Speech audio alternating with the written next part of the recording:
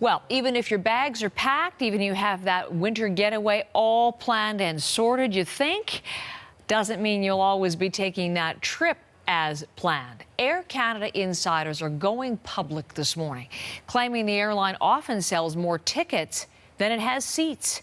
Erica Johnson investigates. If you've flown Air Canada, you've probably heard the announcement at the gate before. The airline asking passengers to give up their seats on an oversold flight in exchange for compensation. A ticket agent who quit last year says Air Canada oversells all the time. I was shocked. I had no idea that Air Canada was doing this at this scale. CBC has agreed not to identify him because it could jeopardize his current employment. Another Air Canada agent who's worked for the airline for more than 2 decades says he trains agents to deliberately not tell passengers they're on standby if their boarding pass doesn't show a seat. We've had his words read by someone else. If you explain that to them, they'll get upset. So just send them to the gate. They won't realize it until they're through security, and then it's too late.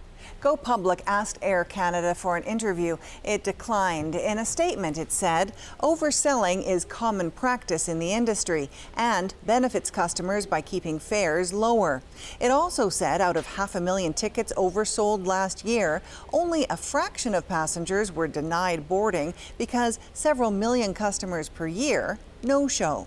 Proposed federal airline regulations don't ban the practice of overselling, but they do increase compensation for people who can't get on their flights. The amount that they will be reimbursed can be as much as $2,400, depending on how much of a delay it causes them in getting to their final destination.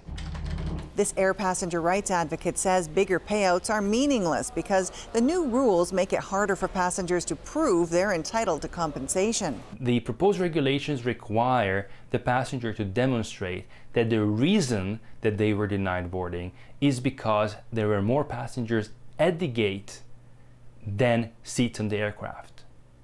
This is impossible to show. Air Canada's biggest competitor, WestJet, does not oversell. Porter Airlines does. All 3 players say the biggest reason most people are bumped from airlines is due to operational issues when a larger plane is replaced by a smaller plane for reasons like mechanical issues. Erica Johnson, CBC News, Vancouver. We would love to hear from you on this morning. And we'd love to share your stories with Erica and her team as well. So what's your bumping nightmare story? Reveal it all to us on Twitter at CBC Morning Live, or you can email us at morninglive@cbc.ca.